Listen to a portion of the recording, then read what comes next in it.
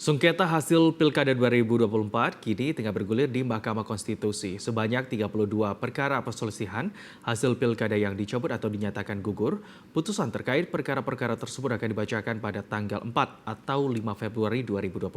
sesuai dengan peraturan Mahkamah Konstitusi nomor 1 tahun 2025. Sementara itu, KPU juga menegaskan kesiapannya jika ada putusan MK yang mengabulkan pemungutan suara ulang di sejumlah daerah.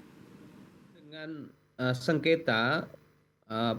atau permohonan perselisihan hasil pilkada di Mahkamah Konstitusi, kini sudah ada 32 perkara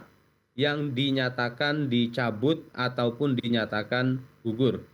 32 perkara tersebut tinggal menanti eh, pembacaan ketetapan yang disampaikan oleh Mahkamah Konstitusi dan berdasarkan pada peraturan Mahkamah Konstitusi nomor 1 tahun 2025, hal tersebut akan dibacakan pada tanggal 4 atau tanggal 5 Februari 2025. Dan selanjutnya, berkenaan dengan putusan dismisal atas permohonan perselisihan hasil pilkada di Mahkamah Konstitusi, kami berkeyakinan bahwa Mahkamah Konstitusi akan banyak menolak permohonan yang disampaikan oleh pemohon karena kami meyakini apa yang telah ditetapkan oleh KPU di daerah, oleh rekan-rekan kami, itu sudah sesuai dengan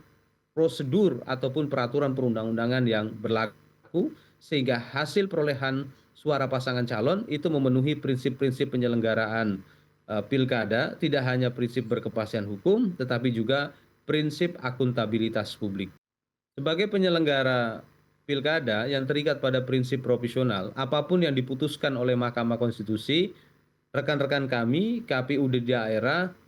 itu akan menghormatinya dan siap akan melaksanakan. Misalnya nanti ada putusan yang menyatakan bahwa sebuah perkara atau permohonan itu dilanjutkan dalam persidangan selanjutnya, ya rekan-rekan kami KPU di daerah itu akan siap melakukan pembuktian lebih lanjut dan akan memberikan penjelasan dalam persidangan Mahkamah Konstitusi selanjutnya.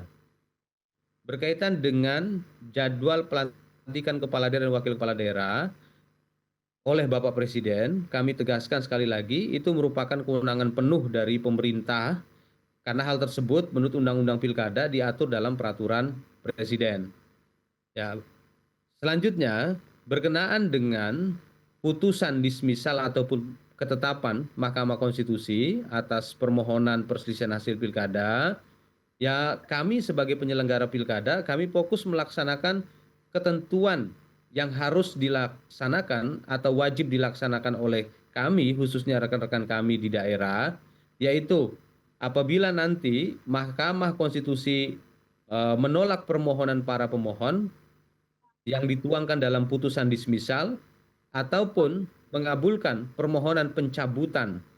permohonan atau permohonan dinyatakan gugur yang dituangkan dalam ketetapan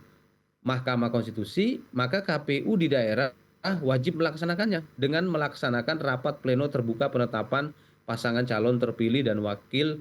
pasangan calon